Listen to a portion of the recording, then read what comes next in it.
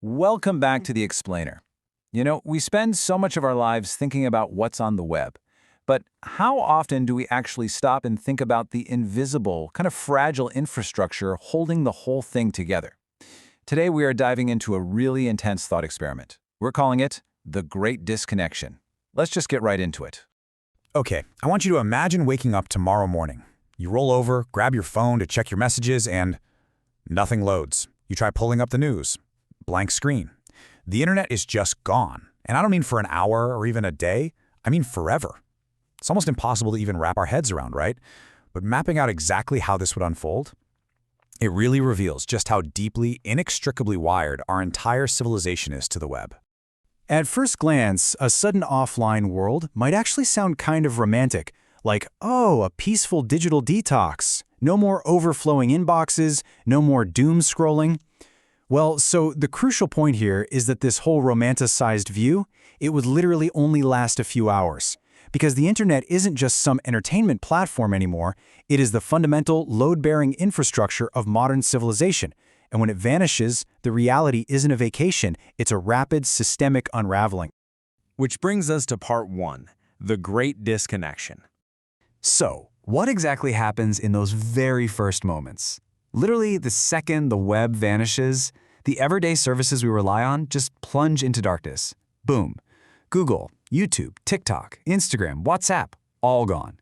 GPS navigation completely fails. Your cloud storage, completely inaccessible. Yet the crazy thing is, at this exact moment, almost everyone on Earth is assuming the exact same thing. They just think their own personal Wi-Fi is acting up. Or, maybe their provider is having a temporary outage. But watch how fast the psychological state shifts across the first 24 hours.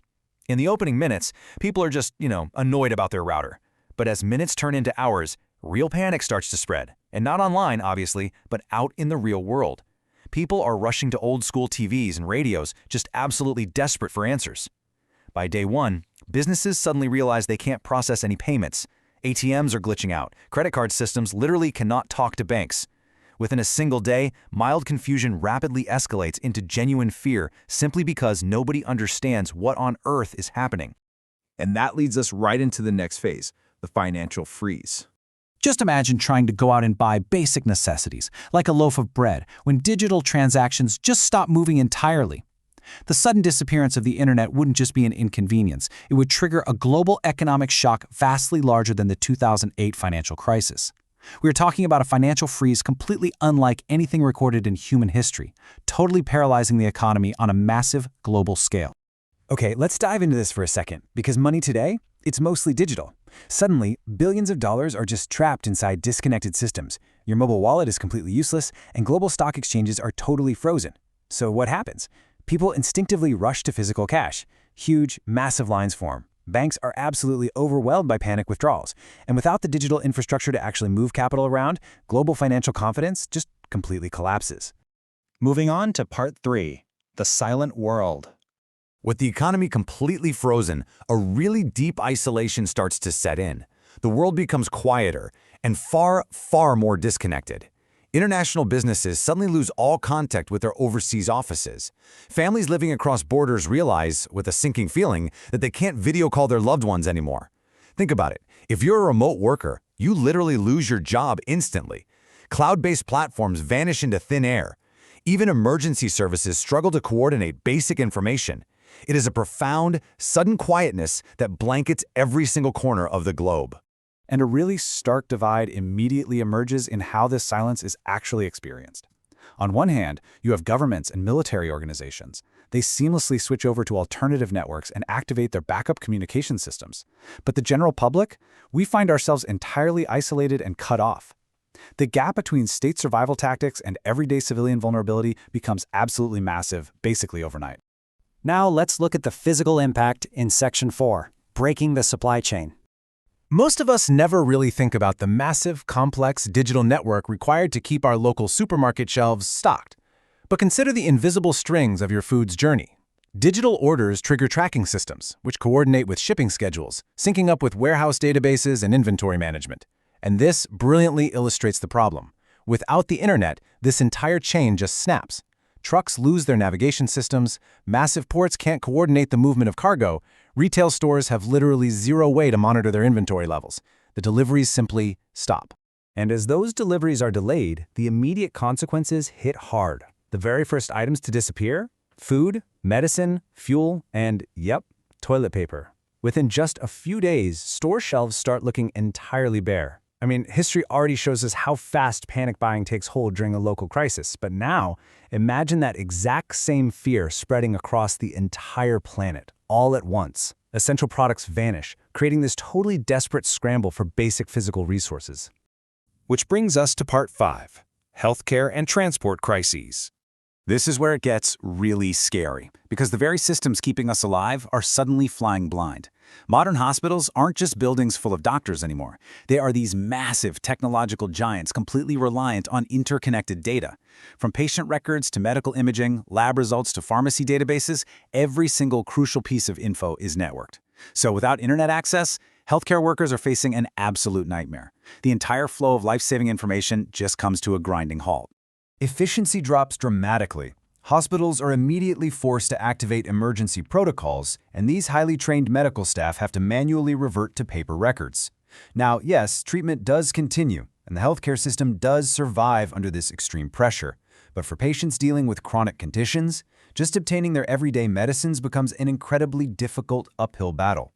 And simultaneously, out on the streets and in the skies, a massive transportation breakdown is unfolding. The digital coordination that dictates the movement of thousands of airplanes, millions of vehicles, and massive cargo ships, it just evaporates. Airlines are instantly forced to cancel flights.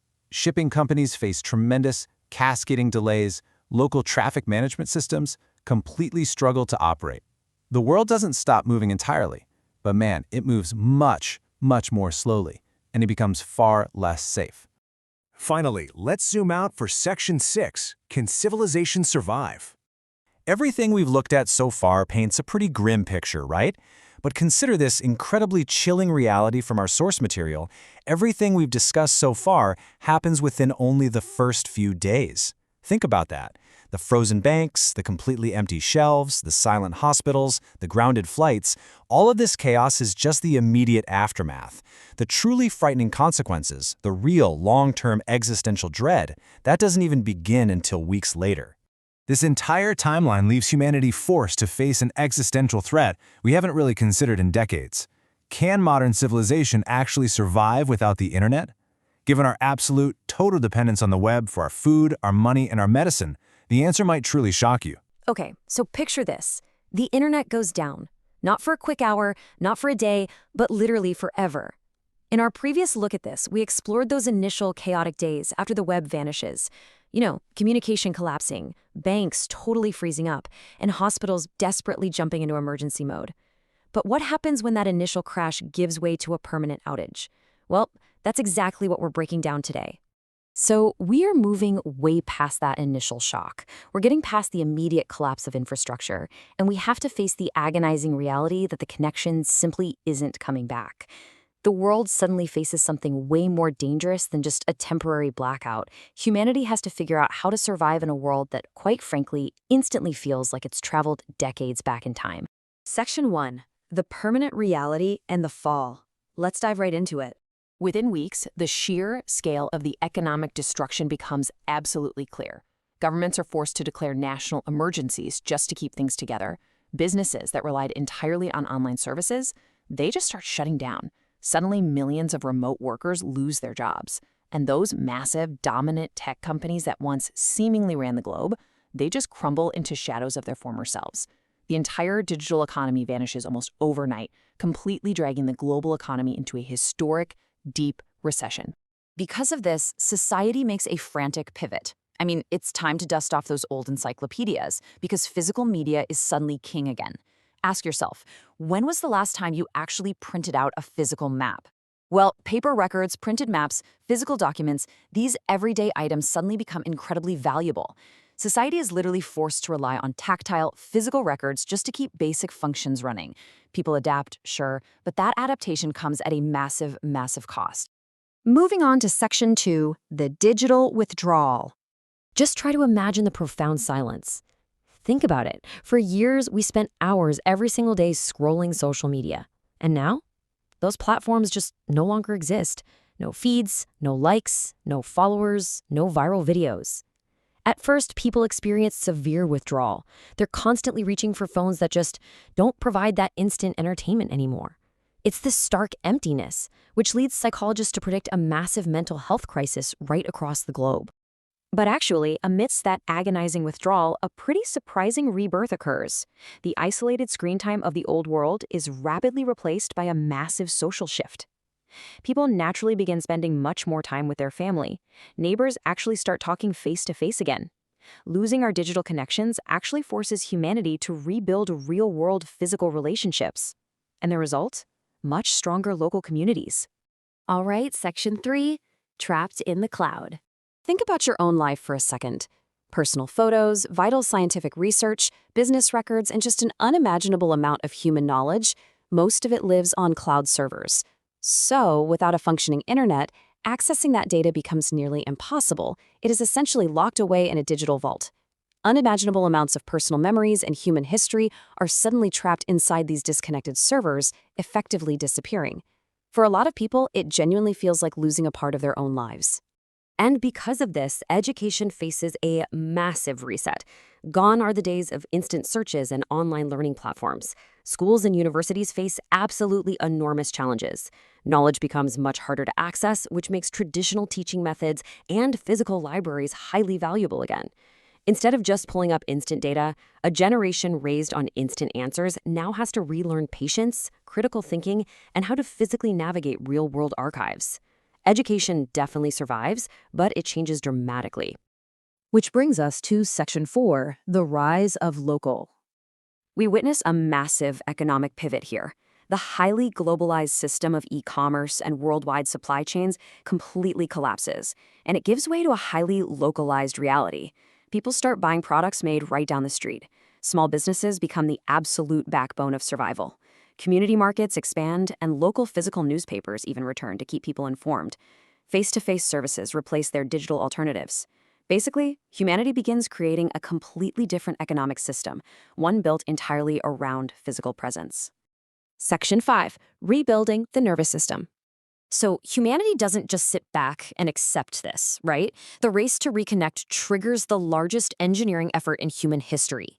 Billions of dollars are poured into alternative communication systems. We're talking about proposing new satellite networks, massively expanding emergency radio infrastructures, and even adapting advanced military technologies for civilian use. The goal is simple, even if the execution is incredibly monumental. Reconnect humanity, even if the original internet can never return.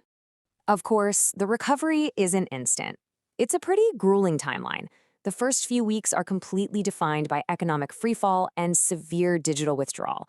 Then, years are spent on localized rebuilding and intense research into new communication methods. But roughly a decade out, humanity achieves the impossible. Researchers develop entirely new methods of global communication.